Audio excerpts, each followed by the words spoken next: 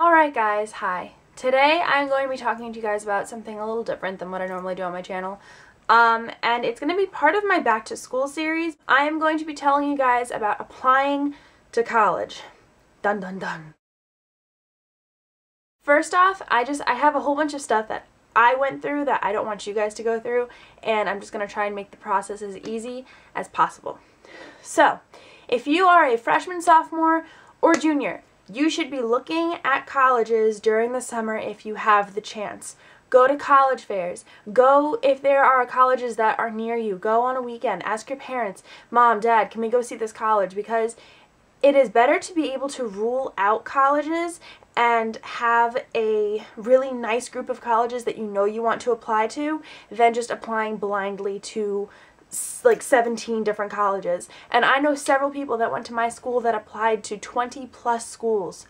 Don't let that be you, okay? Because a lot of them didn't visit colleges, or they thought that they'd like the college because of where it was. Don't let that happen to you. Please don't do that. I myself applied to 8 different colleges, but I had safety schools that I knew I would get into, or I thought that I would get into, and then I had reach schools. Basically what a safety school is what your GPA is. You look at that and then you take and pick like 3 schools that are lower than your GPA and you apply to those schools, because this is in case you don't get into any of your reach schools or you don't get into any of your medium schools. If you get into a safety school, that's still okay. I mean, safety schools are fine. It's just you find schools that fit you and schools that are made and built for you. If you are a junior and you're going into junior year, or you're going to be a junior, go the summer before junior year and look at schools then. That is the most crucial time to go and look at schools. If you do not look at schools then and you wait until during the school year, one, you're going to be swamped with work, and it's just going to be really hectic and bad for you. You see what they want from you, you see what they don't want. They normally want well-rounded people. So if you're a junior and you go to these schools and they're like, yeah, we want somebody to be in like clubs and to play sports and to do this, don't join every single club that your school offers junior year, because colleges know if you're not dedicated to something, and they know that when you're applying to schools that people try and make their resumes look a lot better by like joining all these clubs. Don't do that. Freshman year, you must start freshman year prepping for college. If you're into singing, join a choir group. If you like playing basketball, play basketball, because colleges like to see consistency. If you do something outside of school, make sure that you keep it up your years throughout high school so that they see, oh, okay, this person is dedicated. This person will be a nice addition to our community because they're going to stick with something, and when they do something, they like it done right. This is what they like to see. They don't like to see people just sporadically spread out like, oh, I like playing tennis, so I'll play tennis, but then, oh, I like drawing, so I'm going to draw, and then I like to do bungee jumping, so I'm going to join the bungee jumping group, and I like to ski, so I'll ski too. They don't like to see that. I mean, if you are an active participator, if you participate actively in all of these things and they see that, and they see that you do everything, like for example, let's say you're part of the National Honor Society, okay? You got inducted your junior year and you weren't allowed to get inducted your sophomore year, freshman year, whatever. Try and get on the board. Try to be a secretary, a treasurer, president, vice president. Try and do something so that they see that you do care about your academics and you're going to go beyond what they actually expect of you. If you join National Honor Society, great, that's fantastic, that's an amazing accomplishment. But then if they see that you are on the board or that you do something extra to be a part of the National Honor Society, that is going to catch their attention even more. Don't short-sight anything that you do, because basically everything that your parents have put you into, or everything that you have done throughout your childhood, probably has some sort of impact on what makes you you. When it comes to writing a college essay, make sure that you pick a topic that is universal and it applies to like everyone. When you're writing a college essay, be you. Don't be somebody else. Don't be someone that you think the college wants you to be. If you're not yourself, then they can tell. There are certain nuances in essays that just immediately give away that this is not you. This is not what you are like. They want individuals. So remember, just when you're writing your college essays, be different, be yourself, and yourself is different. So be your different self in a different way, in a good way, your way. Be yourself in your way. If you want to apply for scholarships, apply for every scholarship, even if it is for $250, because if you apply to a whole bunch of little scholarships, eventually they will add up.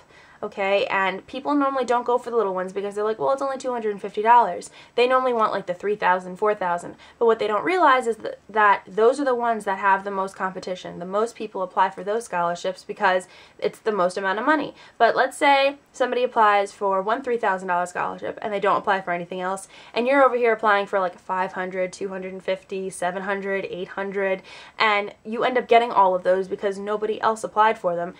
And then this person didn't end up getting the $4,000 scholarship because everyone applied for it and they just weren't good enough for that scholarship.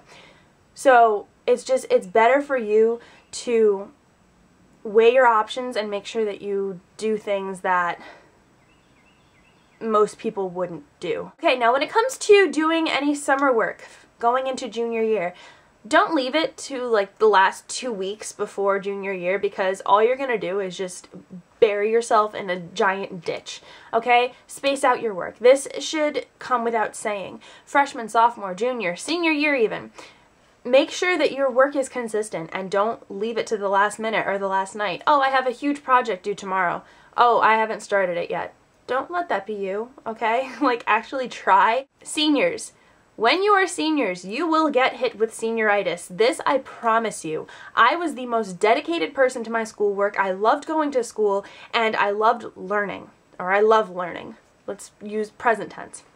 My first day of senior year, I walked into school and I was like, I'm done. I can't do this anymore. And oh my gosh, it killed me so much because I knew that I had to try, and I knew that I had to just like push myself to keep going, and I didn't want to because I was like, after junior year, it kills you. Junior year is a killer, all right? Junior year, you don't see civilization. You are stuck in your room, and like, it's like a hermit thing, like, it's just, yeah. Okay, so senior year is kind of like your release and your chance to not care as much, and like the teachers know, like you're seniors, but they still expect work from you. So let's say that you got A's all of high school, okay? If you want to slack off, I'm not condoning it, just saying, if you want to slack off, don't slack off to like get D's and F's, okay? Slack off just a bit, just like, don't do your homework every night, maybe. This is really bad advice. I don't know why I'm telling you guys not to do your homework. As horrible as this sounds, my friend and I kind of came up with like a system. Every night we got homework, almost in every single subject, and we divvied up the homework, like who was going to do what in what subject and how much of it, and like we just sent each other the homework. That was how we kind of got through senior year. So I'm not going to tell you guys to do this. Applying for college is a pain in the butt. A pain in the tuchus. If you have a really good guidance counselor, they're going to be your best friends, okay? Talk to your guidance counselor. If you have a question about college, if you have a question about applying, if you have a question about your essay, go to your guidance counselor. Ask them, okay? They will tell you what you need to know.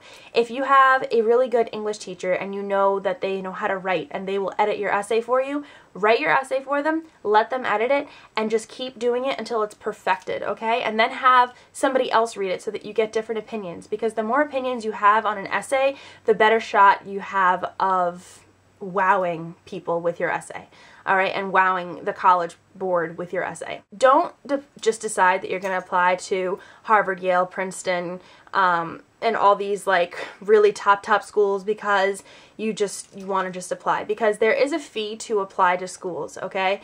It's probably $65, $70 to apply to every single school. Some schools have a free, it's like waived.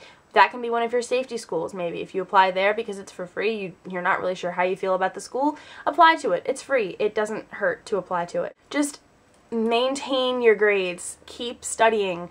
And I know that I'm just rambling now, but guys, applying to college is a really, really painful process, but you can get through it, okay? If you need to do financial aid is another big thing with college. Talk to your parents. They normally have financial aid nights, like in case it was your first time applying for financial aid, or in case like you don't know what you're supposed to do. They have financial aid nights. You get packets of what you're supposed to do, how you're supposed to fill it out. Some of you also need to realize that there may be days that you will have to stay after school for like an hour or two just to talk to a teacher, to talk to a guidance counselor, because during school hours their offices are busy. There are always kids inside of their offices. So try going with your guidance counselor, setting up an appointment, and going after school, because if you go after school, chances are it'll be less stressful for you, it'll be less stressful for them. They'll be able to actually give you meaningful advice and stuff that will actually help, instead of giving you rushed advice during the school day when everybody's in their office asking them a bajillion questions at the exact same time. So make sure that you are time conscious.